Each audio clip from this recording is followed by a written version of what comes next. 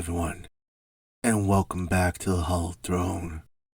I am Shade of Dark Little Voices, and tonight I get to share with you a very special story called The ShadowMan, written by Phoenix Fire. Go check out his channel and tell him that the Dark Lord of the Hallowed Throne sends you to him. Now, I must also let you know that this was based on a true story. And with that, let the tales begin.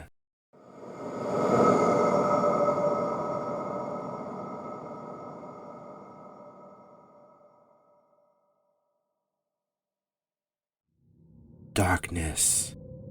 Pitch black, ice cold darkness. I have seen it now for quite some time. That night was the first time since I woke up that I realized that my room was freezing cold and darker than normal. I rolled onto my back and looked around in confusion. It was so damn dark, so pitch black, dark.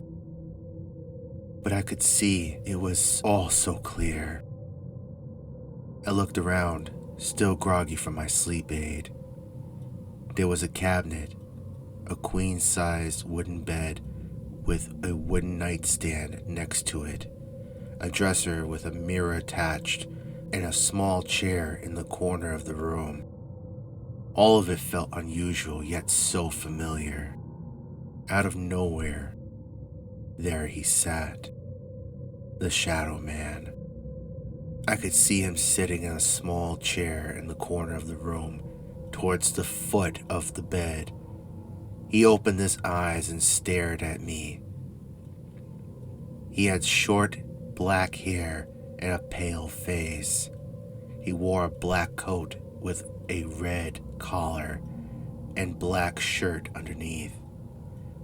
He looked at me with luminous, penetrating red eyes and growled. Hello there. Would you like to leave? I froze. What did he say? Did he just ask me if I wanted to leave? I remained quiet.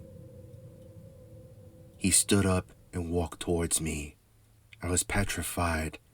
The fear held me prisoner under the covers as he approached me.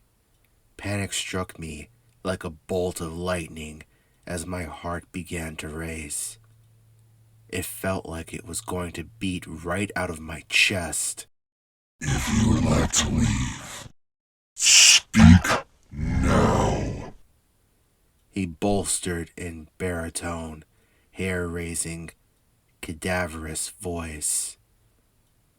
Whatever he was, it wasn't human.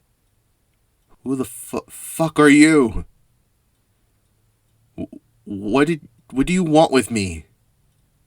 I managed to stammer out. My breathing became labored. I was sweating so much, I felt glued between the blanket and the mattress.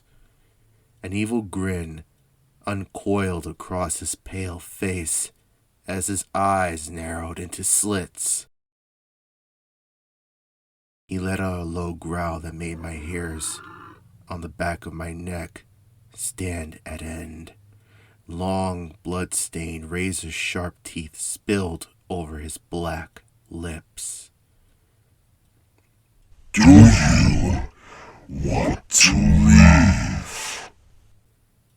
He boomed. His voice echoed through the room so garishly, the walls shook. I was trembling so bad, I felt like I was going to piss myself. The covers were going to pulverize my ribs at any moment now, it seemed. Yes, I want to leave. Let me out of here! I finally screamed. My head began to feel dizzy, and I felt like I was going to pass out. My heart felt like it was going to burst. He ripped the covers back, grabbed my ankle, and dragged me out of bed. I was completely stiff with fear. Every muscle felt paralyzed. I could do nothing but hopelessly watch from within my own body. My body hit the wall as my head thudded like a rock against the floor. The force of which I was being dragged seared a friction burn right into my back. Why couldn't I move? My vision was blurred from the sweat and tears in my eyes. Rattling. I think I hear rattling. The ringing in my ears was so loud, it was hard to determine what was happening. I think he was opening a strange door that I didn't recognize. I felt a rush of bitterly cold air sweep over me, and I was yanked even harder through a doorway. You wanted to leave. Now is your chance. I will give you until the count of 3. Get up and run! My body slammed into the ground, knocking the air out of me as he let me go. His footsteps were loud and heavy as he sauntered away from me, back into my apartment. I couldn't sit upright. My body was still paralyzed as I was gasping for air. I looked up through blurred, teary vision and saw his shadow creeping back toward me. I arched my neck backward so I could peer behind me. A cloud of pitch-black darkness quickly washed over me. I faintly heard him growling. 1, 2. I felt myself slip from consciousness. Flashing lights, bright flashing lights. My head pounded, and the deafening ring in my ears began to subside as I finally came to. Whoa! Take it easy. Just lay still and try not to take it too fast, came a voice that I didn't recognize. Where am I? I asked. You're laying outside your front door. We heard screams and a loud banging. It woke us up and we came over to see if you were okay. How'd you end up out here? Is everything all right? My vision finally focused. I recognized the voice talking to me. My neighbors were standing over me with flashlights. A look of fear and concern stamped their faces. Is he gone? Did you see him? I said as I slowly sat up and held my throbbing head. See who? There's no one here but you. You're soaking wet and it's freezing out here. Do you need to go to the hospital? My neighbor asked me. The tall, pale man with red eyes. He was just here. I grunted.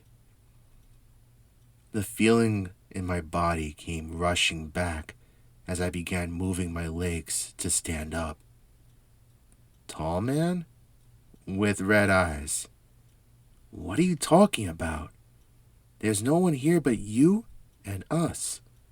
Are you sure you're okay? Maybe we need to call the police? No.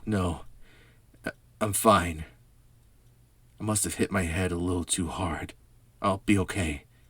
Thank you for coming over and checking on me. I'll take it from here. The neighbors helped me to my feet, and I told them good night as they ushered me back into my apartment. I turned the lights on and saw wet streaks along the floor that trailed through the hallway. I limped back to my bedroom and noticed the bedding crumbling on the floor. I plucked the pillows and blankets from the floor and made my bed. I sat on the bed trying to recollect what happened.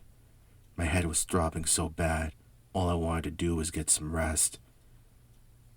I laid down and instantly slipped back into slumber. As I woke up the next morning, a sharp pain shot through my back. What the hell happened last night? I felt like I had been beaten down with a sack of bricks. I shook the fogginess from my head and started my day. That evening, when I returned home, I took one of my trazodone so that I could get a peaceful night's rest. The sleep drug rapidly set in, and I finally drifted off. Sometime during the night, I rolled over onto my back. I felt an ice-cold breeze sweep over me. My eyes shot open to an eerie, pitch-black darkness. I began to panic. From the foot of my bed, I heard a deep, sinister voice snarl. Would you like to leave? Once again, I would like to thank Phoenix Fire for allowing us to narrate his story. Thank you for liking, commenting, and subscribing to our channel. But we would also like to thank all of our patrons for helping the channel to grow a little bit more. And as always, remember, we're always watching.